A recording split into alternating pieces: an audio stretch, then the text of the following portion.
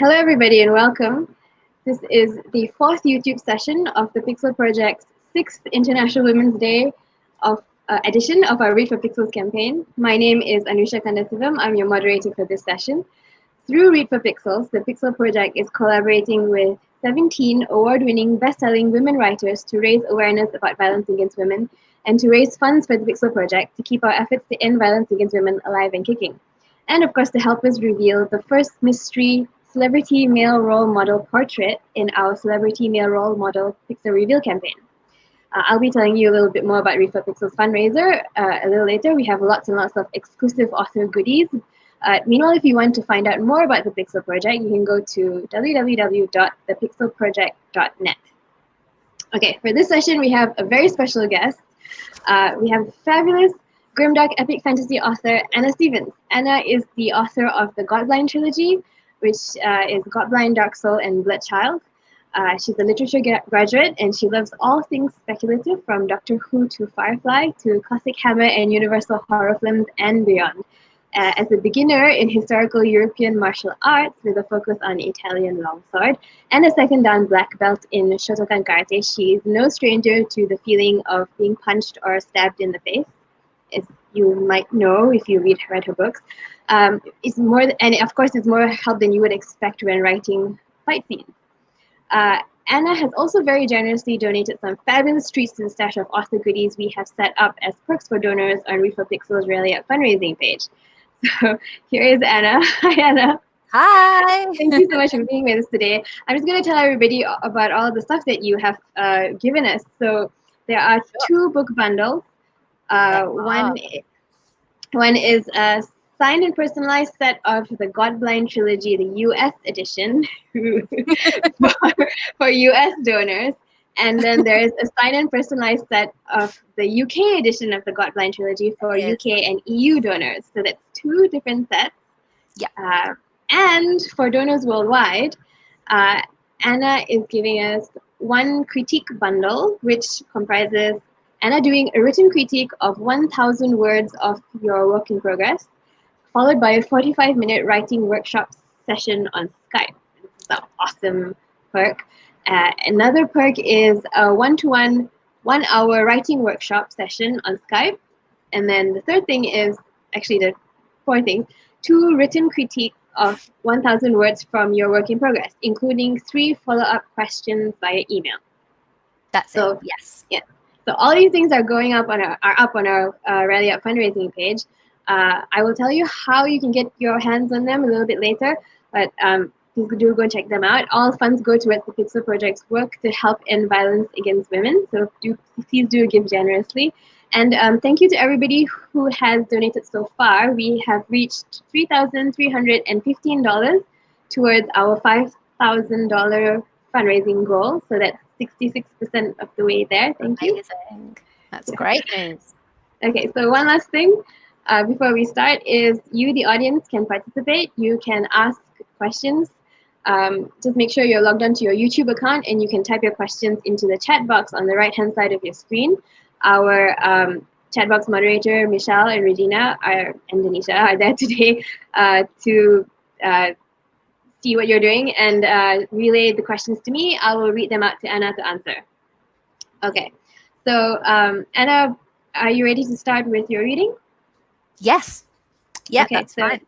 Dive right into it. Okay, I just want to say a quick thank you to my Patreon subscribers because I didn't know which section to read from out of my first trilogy. So thanks to them for giving me some ideas. And I am going to read from the second book, which is Dark Soul.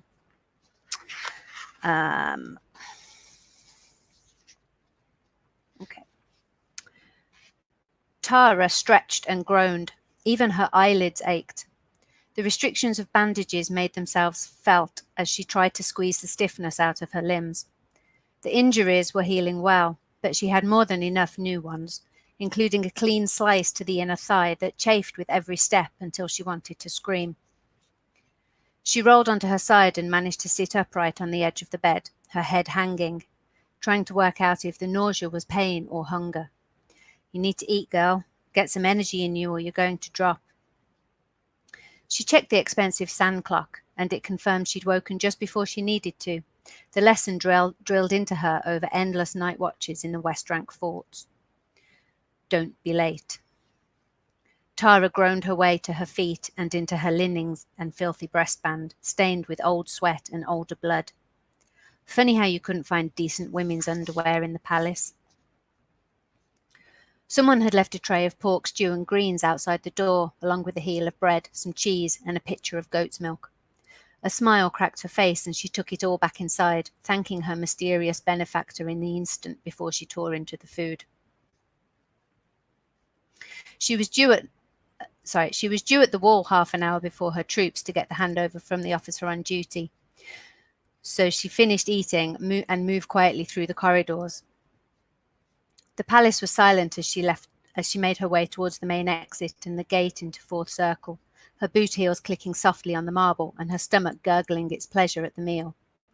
She patted it, grinning, wishing every pleasure in life was so easily satisfied, and then paused at the sound of voices. Not unusual, but there was a secretive timbre she didn't like, one that put her hackles up on instinct. Tara faded into the shadows between two giant marble columns. Torchlight and many footsteps, sibilant mutterings, and the unmistakably round tones of the nobility. Tara frowned. They weren't heading for the war room for the day's debrief. She peeked out as the party passed and managed to identify Lorca, Soleils, and half a dozen others. With them were dozens of servants carrying boxes and richly dressed women and children. Tara bit her tongue, looked towards the exit and her post, and then in the direction the group had disappeared. Macy's going to kill me, she muttered, but she crept after them. She was pretty sure she knew where they were going, but there was no time for her to summon guards. She'd have to do this herself. The group exited into a small courtyard, and Tara followed them out, the nobles at the front so intent on their destination that they didn't notice her, and the servants blinded by the loads they struggled beneath. It was no big feat to slip into the shadows and get in front of them, get between them and the barred gate that led down into the tunnel and all the way under the circle walls to East Tower, to the King Gate, the bridge, and a way out of the city. The royal family's not-so-secret escape route. Of course, my lord, everything proceeds as planned. Your guards await you below East Tower, a full complement, and the War Council has been told you are delayed by an hour. By the time they realize you're not coming, you'll be long gone. Tara's eyes narrowed. Well, this has been well thought out, hasn't it, you cowards? And it will be safe, will it, Chamberlain? Lorca asked. His eyes darted around the courtyard, stared straight at Tara and didn't see her. Most people don't see what's in front of them when they're nervous, and this man was very, very nervous. Absolutely safe, my lord. East Tower is manned by some of the city's finest. Once you are through the gate, they will have no choice but to ensure your safe escape. It will be dishonourable to do otherwise. The Chamberlain's voice choked off in a squeak of alarm, and he threw his hands up in front of him. No, no, don't hurt me. Tara hadn't even drawn her sword as she stalked forward. She grabbed him by his fur collar, jerked him close so his face was a hair's breadth from hers. His breath stank. The nobles and their servants and families had drawn back in squeaking, protesting alarm, huddling together. What is happening here? Tara demanded. Commander Corridam gave explicit orders that no one was to exit the city. The man processed the register of her voice and straightened up, lowering his hands and assuming a supercilious air that made Tara want to punch his nose into the back of his head. Her patience died a little death. Young woman, I have no idea who you think you are, but you are impeding me in my duty. Lord Lorca, my name is Major Tara Carter of the West Rank, you snivelling little weasel. And the King Gate stays shut. Commander's orders. Sorry. Commander Corridam is dead. Commander Mace Corridam's orders, Tara snarled. Lorca forced his way out of the protection of his servants and gave her a condescending smile. Tara's patience rolled in its grave. Rastoth died mad, and with his only heir hundreds of miles away in List. It is my duty to inform Tresh he is now our monarch. Thusly, I am leaving this city. Tara let go of the Chamberlain's sticky collar and wiped her hand on her trousers before balling it into her fist, stepping past him and burying it in Lorca's gut. The man doubled over with a most satisfying wheeze. The nobles, including Lorca's own heir, drew back into a tighter huddle. There is no thusly, Lord Lorca. It is extremely simple. The gate stays shut. He's locking us up here to use us as hostages when River wins, Lorca wheezed, just like his father did. Why would River want you? Tara asked, genuinely confused. Unless you are to be the first sacrifices to the red gods. Lorca blanched even further, but forced himself erect. He shook a finger in her face. He would do anything to save his own hide, much like Durdil would have if a wall hadn't fallen on him.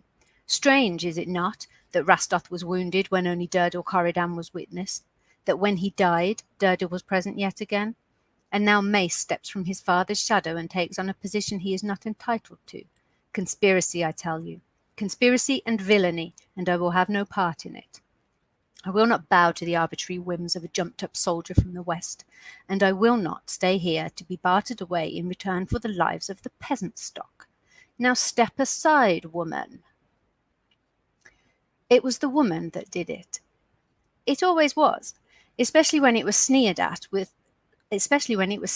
her with the intimation that possession of a fine and perky pair of tits automatically reduced any associated brain function to the overriding imperative of finding a husband.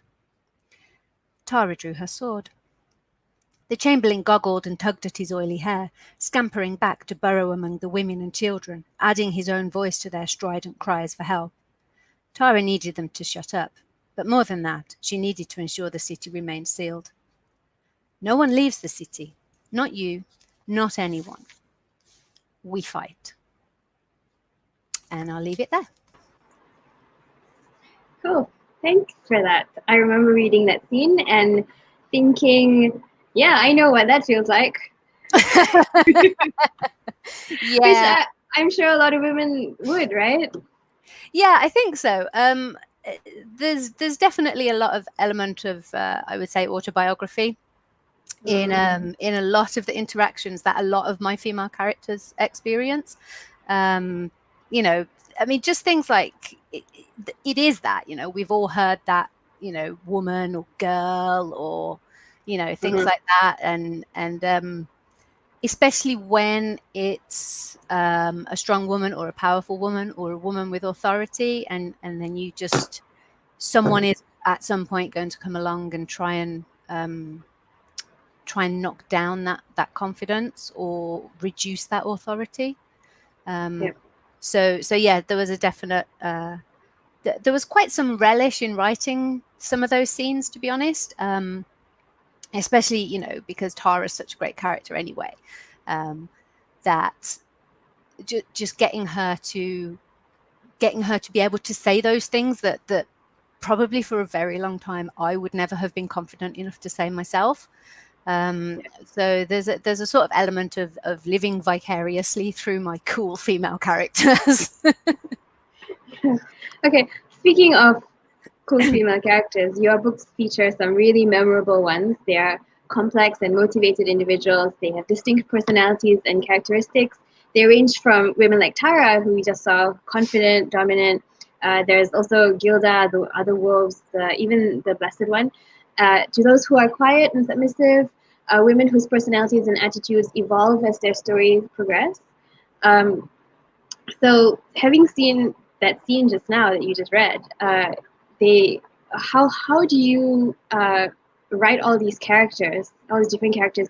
When writing all these different characters, how do you break stereotypes and tropes to give them agency while showing them dealing with the world around them, including situations that involve sexism, misogyny, and violence against women and girls? I think, I mean, my books have a fairly large cast of characters anyway, but I think each one of my main characters, each one of my point of view characters probably has either a quality that I have or a quality that I would like to have, for example. And that tends to be like the driving force of their personality. So, I mean, I've mentioned in previous interviews that Durdil Corridam, who's the commander of the army, is sort of loosely based on my dad, because my dad was a firefighter for 32 years. And as a little girl, he was he was always my hero, and it was this kind of feeling of self-sacrifice, and as I grew up, it was knowing that he was prepared to literally lay down his life for complete strangers. And that kind of had quite a profound effect on me, I think, growing up. And so Durdil as a character is very is extremely honorable, and he's very self-sacrificing, and duty comes before everything else with him.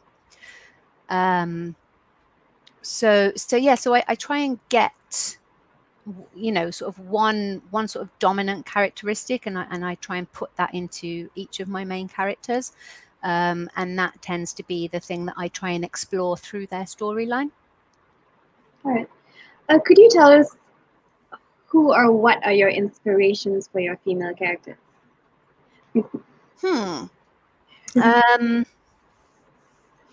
I think I went on a very long process of writing the first book, GODBLIND.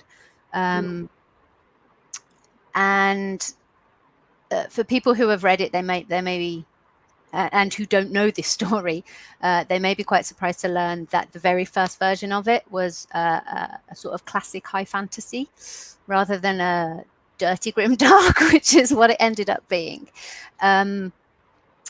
But yeah, it was very much full of noble male warriors and helpless damsels in distress, and all that kind of stuff. And that was very much because of what the sort of fantasy that I was reading as I was growing up. And then as I got a bit older, and I kept rewriting the book, and I kept refining it, and I started karate. And I just one day I suddenly thought, why am I writing about helpless women when that isn't when that's not what's happening at the moment? The world is changing, and we are getting strong women and female athletes and scientists, and all of these amazing women who are doing incredible things. And I'm sort of like, I'm at karate 3 times a week and punching people in the face and stuff like that. Why am I writing about women who can't do any of these things? So there was a lot of that, women were becoming more high profile in the media and all that kind of stuff. And that really made me realize that I had approached my writing pretty much from completely the wrong standpoint. And I was just perpetuating the stereotypes of helpless women, which, is quite ridiculous when you realize that I was at that point a black belt. And I'm not saying I'm Black Widow, but why was I writing helpless women when I had at least a certain level of ability to look after myself and to not be helpless? So yeah, there was that, and then there were some female authors who were, I mean, Robin Hobb, obviously Robin Hobb. But I did the classic. I made the classic mistake, and for a long time I thought that she was a man. And so for me, when I realized that Robin Hobb was a woman and she was writing this complex, dark fantasy about assassins and forging and all the stuff that she writes about so wonderfully, and she was writing that despite being a woman, and she was being published despite being a woman, that really made me think, okay, why am I writing my fiction the way I am, and why am I stereotyping my women the way I am? So that was quite instrumental in me looking at what I was doing and why I was doing it. And that was when I really started changing my characters and not just making the women more resourceful or physically stronger or physically talented at certain things, but I also looked at my male characters. And I started, and I thought, well, if you can have a strong woman, then you can have a vulnerable man. Yes. You can have a man who is not quite, you can have a non-toxic male character, for example. So it really helped me to broaden all of my characters, whatever gender, so that everyone was just more human. And Write them as people, right? Yeah, people as people rather than people as stereotypes. Yeah. Which I was hugely guilty of for a good few years when I was first writing. Yeah. Speaking of stereotypes, do you still feel pressured by cultural or social stereotypes to make your women characters likable or relatable? Have you ever got any flack for not making a female character likable enough?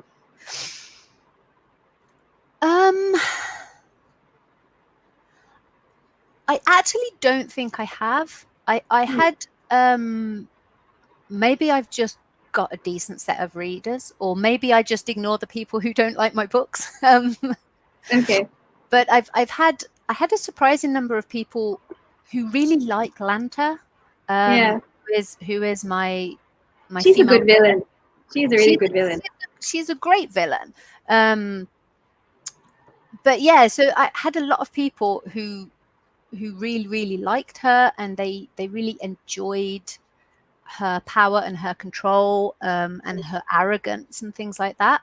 So that was really refreshing. I mean, obviously, so no, I don't think I have. I mean, I know other female authors have had people say, oh, there's too many women in your books. I'm thinking of Sam Hawke, who wrote City of Lies, and City of Lies has 3 main points of view, two of which sorry, it has 3 main characters and 2 points of view. The 3 main characters are 2 men and a woman, and the points of view are a man and a woman. So there was already 50% more male than female main characters, and the number of readers who said, "God, there's just women everywhere in this book." You're like, well, she makes up a third of the number of main characters. So yeah, it definitely happens, and it happens all the time. But I think maybe I've just conditioned myself not to read a lot of reviews of my stuff, because it can get quite toxic. Yeah. I'm sure there are people, I mean, I know that there are people who think that there were too many points of view in GODBLIND. And to be fair, that there were 10, and that is quite a large number. But I think the ratio stuck at something like 6 men and 4 women. So close to parity, but not quite there. Okay. I want to focus on a specific character just for a little while. Rin. She stands out because she has a very interesting story. Mild spoilers if you've not read it. She was kidnapped as a child. She was a slave. She was raped and sexually abused. She went through a lot in her young life before escaping. She's a survivor. With the help of her new friends, she eventually finds her self-worth. She realizes she can overcome her past trauma, and in fact, she actually becomes a bit of a badass. Why did you decide to write a character with this kind of background? Rillarin is one of the characters that has been with me since the very, very start of the life of that trilogy.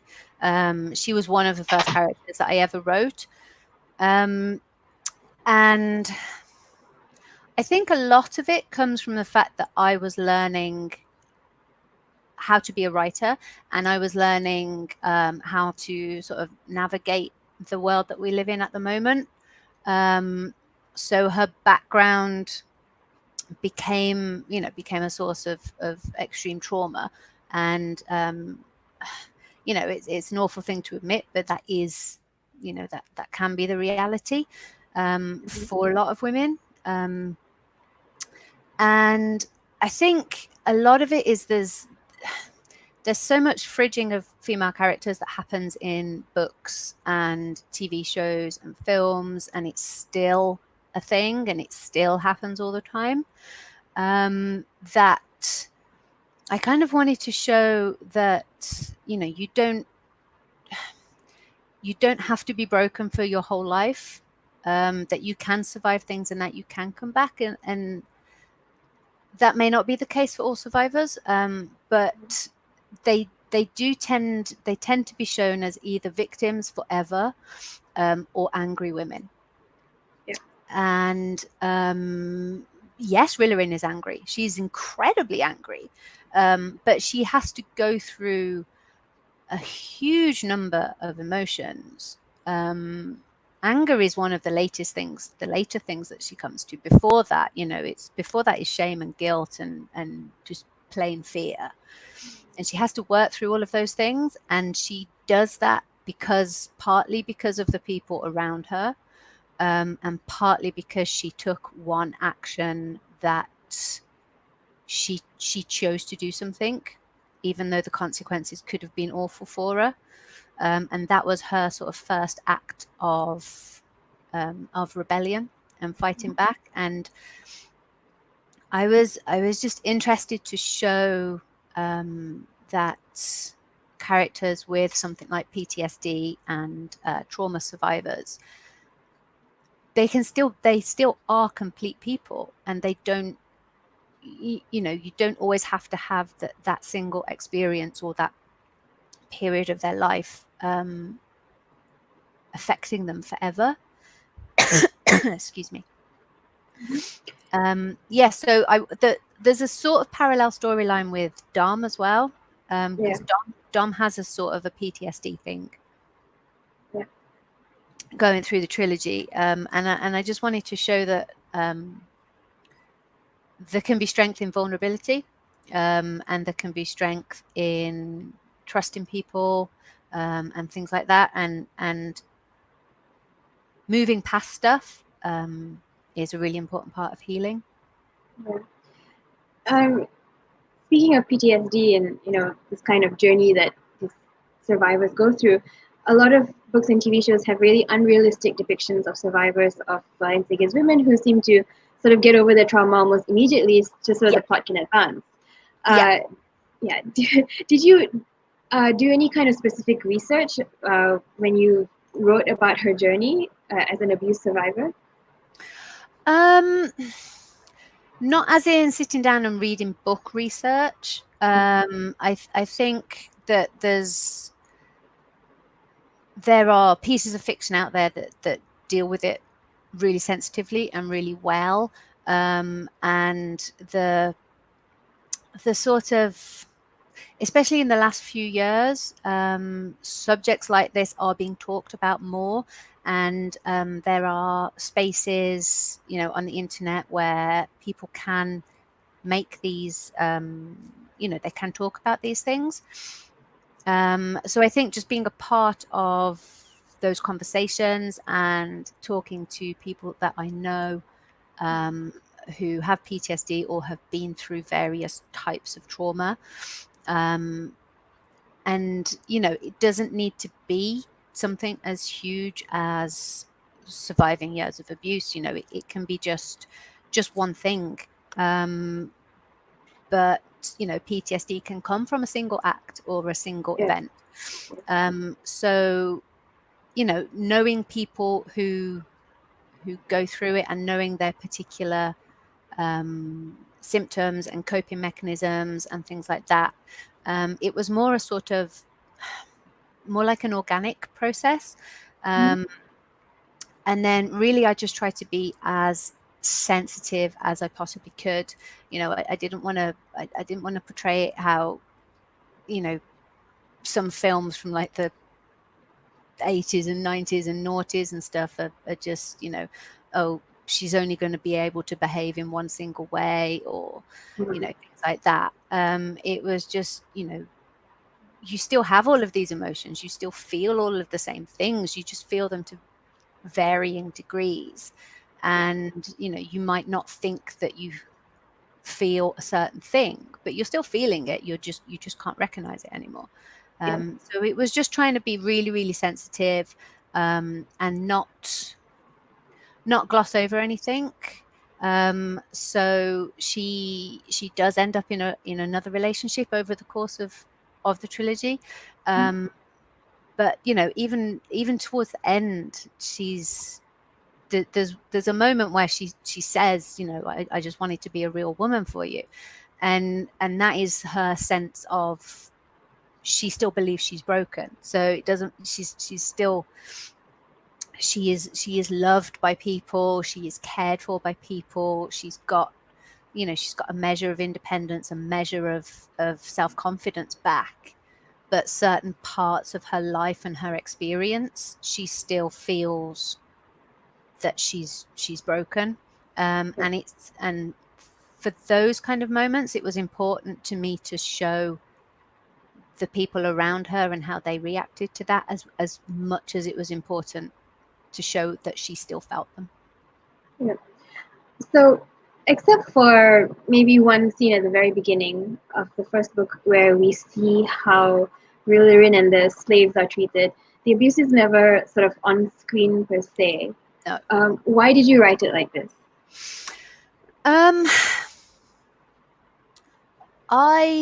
I grew up watching a lot of films. Well, not grew up, but once I was a teenager, and I was obviously watching adult films and stuff like, not adult films, films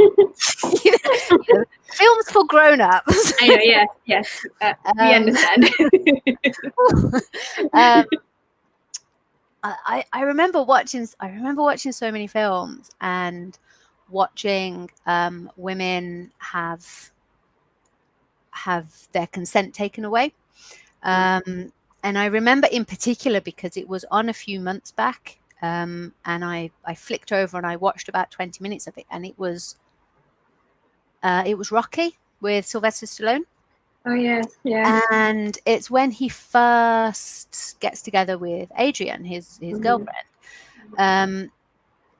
And he walks her back to her house, and she says, "Thank you, you can't come in." And he follows her in. And then she keeps saying, "I want you to leave." And he keeps saying, "No, you don't. No, you don't." And Adrian wears glasses, and I've got contacts in, but I wear glasses as well. And he pins her up against the wall, and he takes her glasses off her, which immediately makes her incredibly vulnerable. And then he coerces her into sex. And I just thought, you shouldn't be portraying things like that. You shouldn't be showing things like that. I mean, okay, that was filmed in the 70s or whenever it was. But things like that do still happen in books and film and TV. And I did not want to be the person to do that. So there is a scene of the start of a sexual assault at the beginning of GODBLIND. But that is purely to set up Rillarin's subsequent actions, which drive everything else in her storyline. And it is basically to show her finally saying no and snapping and defending herself. But I didn't want anyone who might have been through anything similar to see their experience actually explicitly written on the page. There's no need for it at all. There's no need for an explicit scene of assault or rape or anything like that, in my opinion. I know that when GODBLIND first came out, there were some people on the internet who said that I was obsessed with rape, which made me really angry, because, as I said, there isn't an explicit scene in there at all anywhere. But what they had taken was they had obviously seen something, and then they had decided that told them something about me as the writer, which, you know, I mean, people are going to have their opinion no matter what. People can think whatever they like. But to be talking about me on the internet in that way made me really uncomfortable. It was my debut novel. I was thinking, you know, I've made a huge mistake.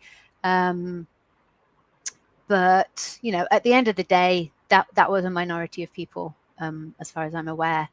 And yeah, I just didn't.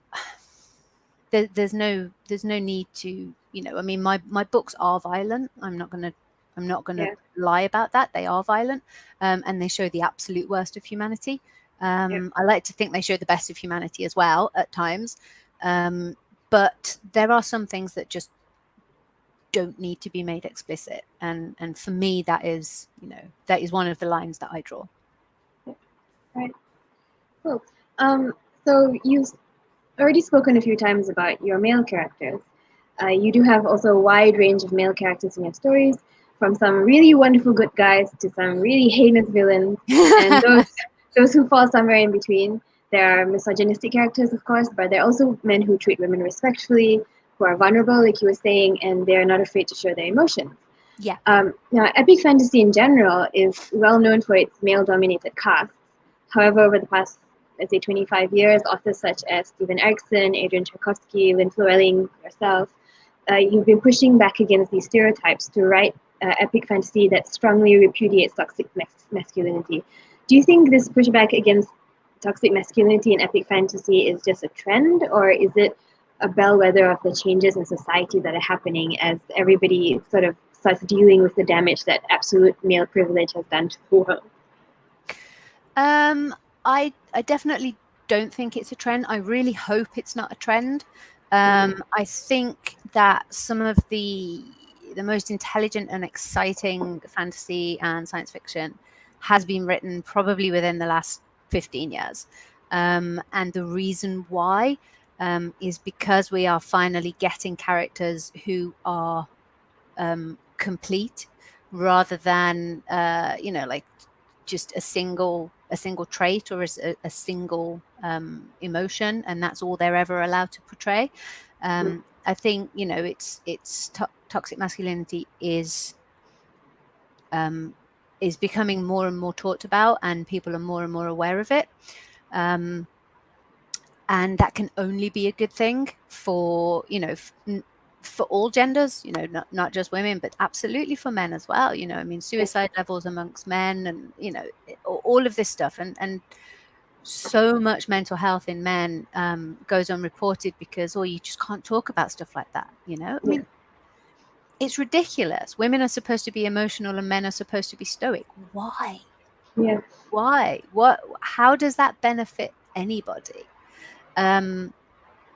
So no, I really hope that we're going to continue to see all genders represented as having the full spectrum of emotions, because that's how people should be allowed to live their lives. And also, you know, I mean, the next generation that are coming up, if they're reading, if they get to read books like this, and they get to see television that shows stuff like this, then that's going to help them learn that it's okay to be, that it's okay for men to cry. You know, I mean, I think nearly every male character in my trilogy cries at least one point. And I have absolutely no regrets about writing that, you know. And why should I? There is nothing wrong with men being able to cry, and there is nothing wrong with women being able to defend themselves. You know, that's just being a human, as far as I'm concerned. So yeah, I hope it continues, and I hope it grows even bigger, and I hope that books that don't have these things end up becoming the minority, whereas at the moment it's the other way around, I think. Now, so stories are one of the most powerful ways of bringing about cultural change. in your opinion, how can authors strike a balance in their storytelling between raising awareness about things like violence against women while telling an engaging story without being pedantic or preachy? I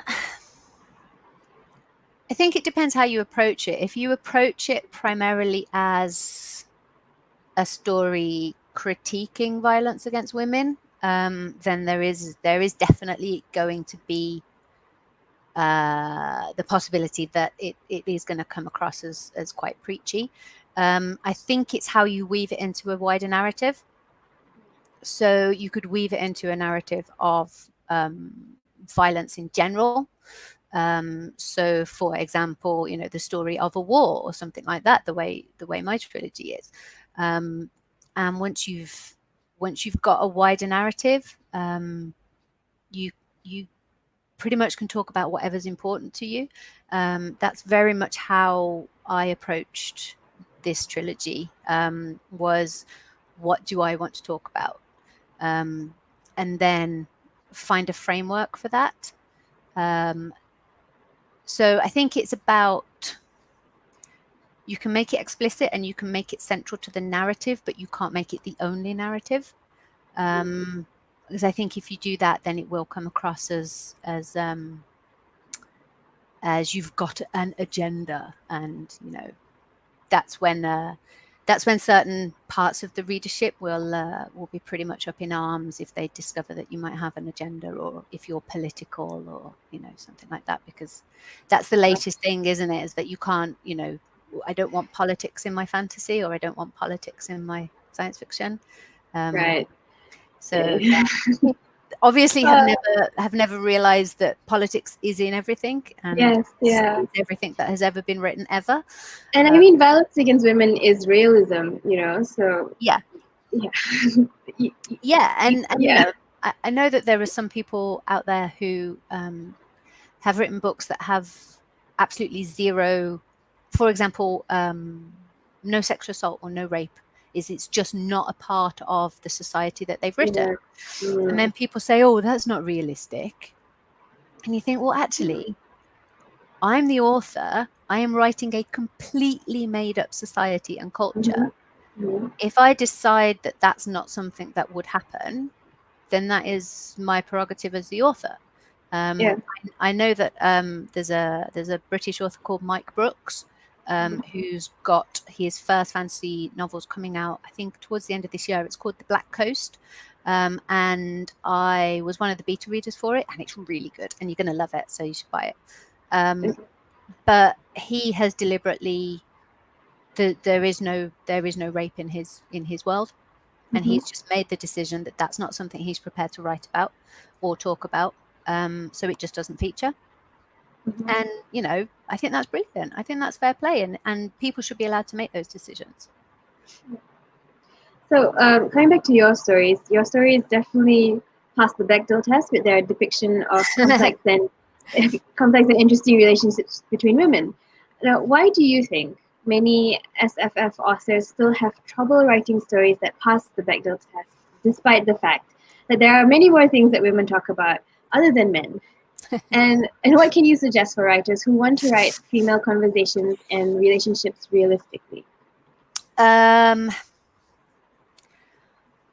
do they fail the test? I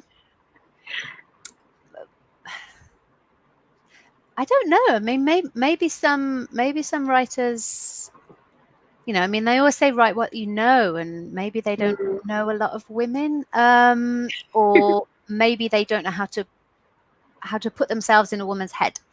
I think if you want to know how to do it better, just think about what you talk about with your buddies, and that's, I mean, as far as I'm concerned, I've got a lot of male friends, and I have pretty much the same conversations with them that I have with my female friends. I mean, we all talk about life and friends and the latest political, whatever's happening with the government or whatever it might be. We talk about the same stuff.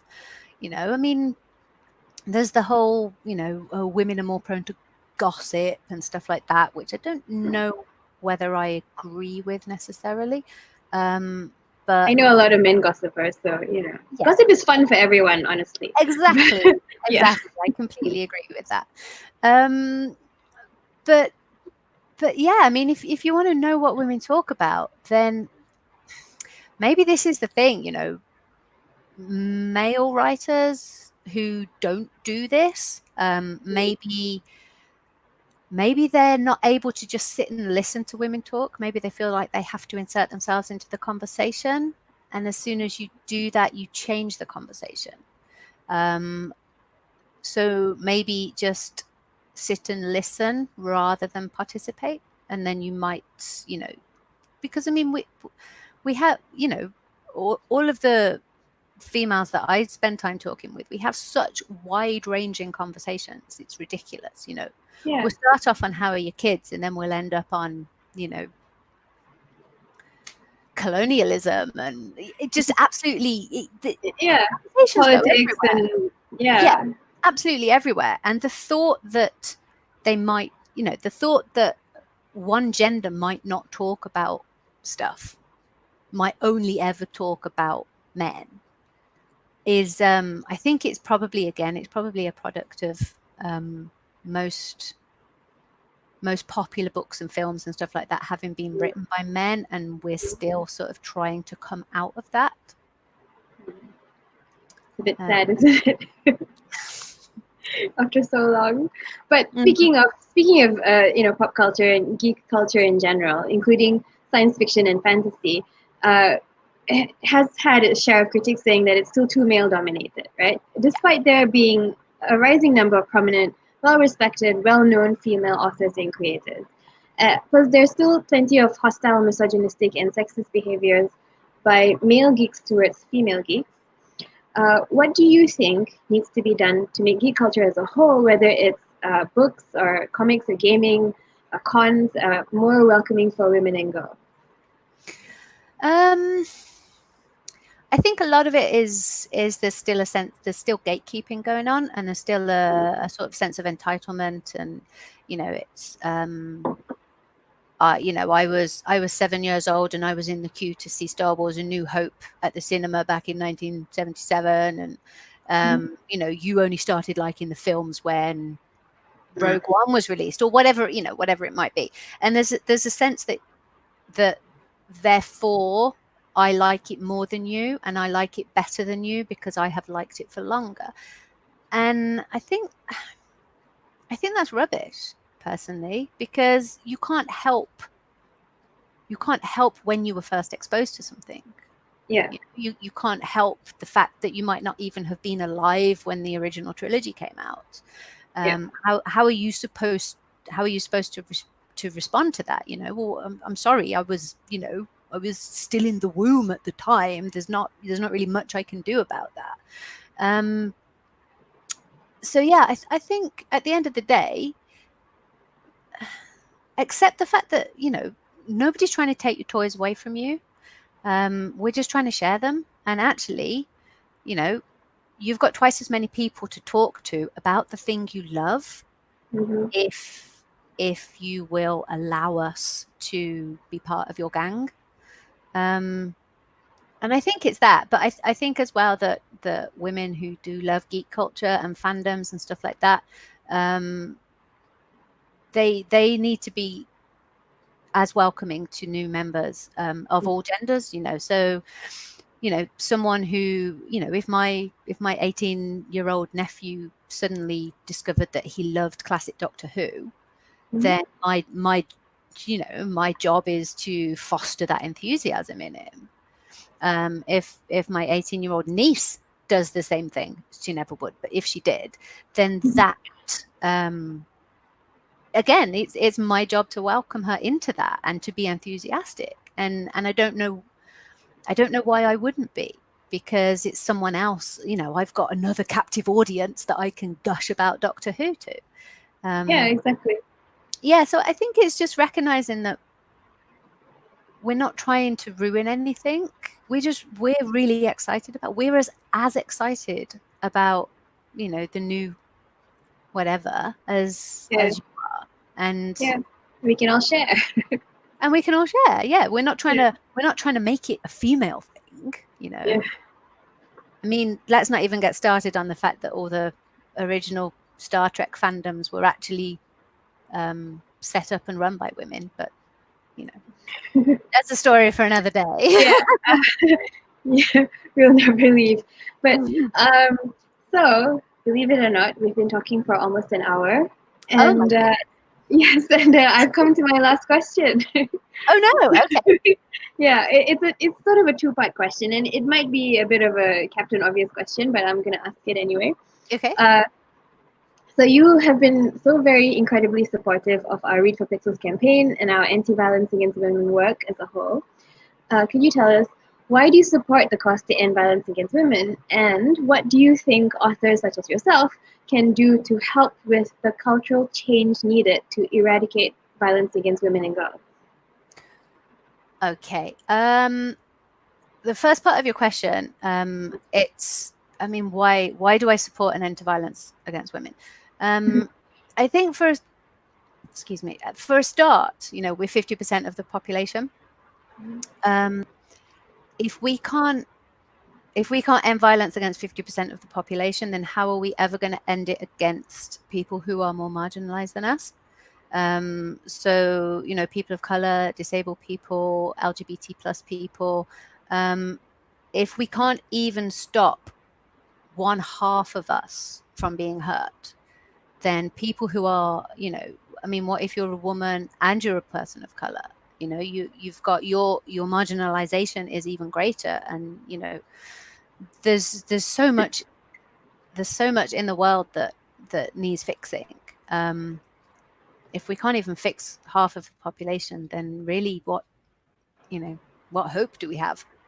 Which sounds extremely doom and gloom, but it's such a huge thing, and particularly in you know, other parts of the world. You know, I mean, obviously I'm based in the UK, and yes, it's a problem here, but you know, there are places where the intersectionality is, you know, it's that you're a woman and it's a, you know, you might be in a particularly conservative country or a very religious country, or you know, you might be an LGBT woman in a country where it's illegal to be LGBT. So yeah, it's the 21st century, and I think I think we are evolved enough as a species that that it has no place. But I think as well, we talked a little bit about toxic masculinity, and I think that does actually have a huge part to play in it. Not necessarily partly the way that some cisgendered men think they are entitled to women's time and attention and bodies and space, but also, you know, if boys aren't allowed to cry, then boys only know how to express themselves by hitting each other when they're growing up.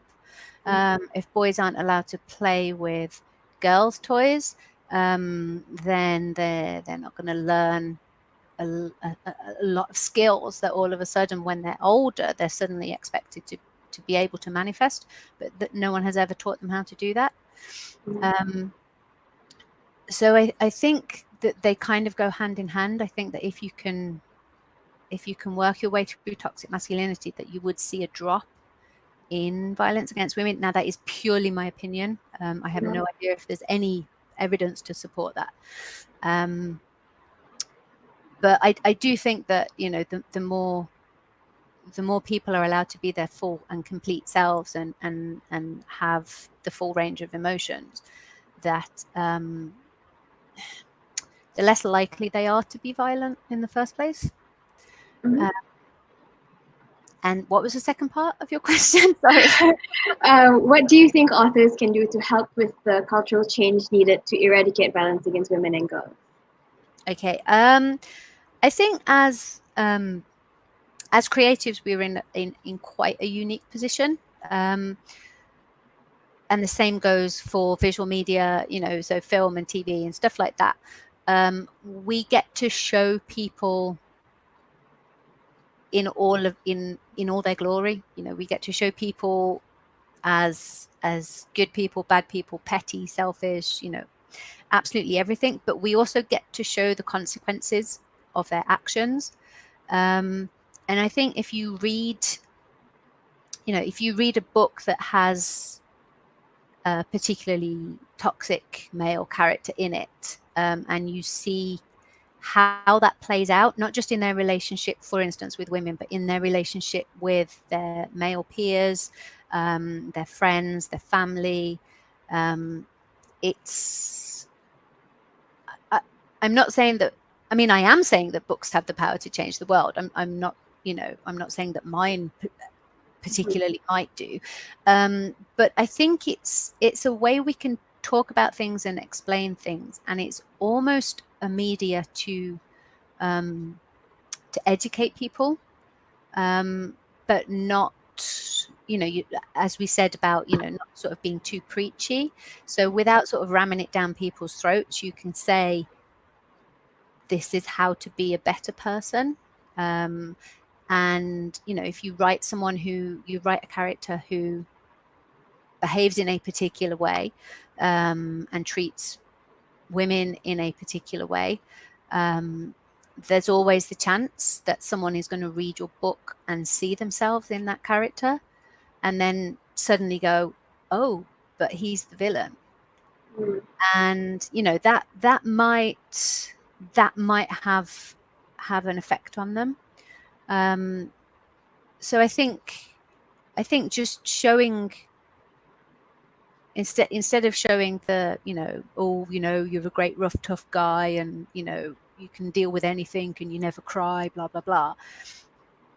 If you show men who go to war and come back and burst into tears, and just hold their wives and children, or whatever the case may be, then you're showing a more real experience, and you're showing the, your favorite male heroes are so heroic that they're not afraid to cry.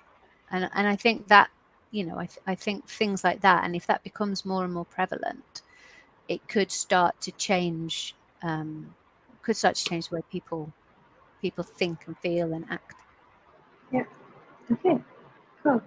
All right. So that actually brings us to the end of the session. Thank you, Anna, for giving us such great answers, for sharing your perspective with us. It was pretty Thank fun. you very much for asking some very thought-provoking questions. So I'm going to put myself back on. Hi, everybody. Hi.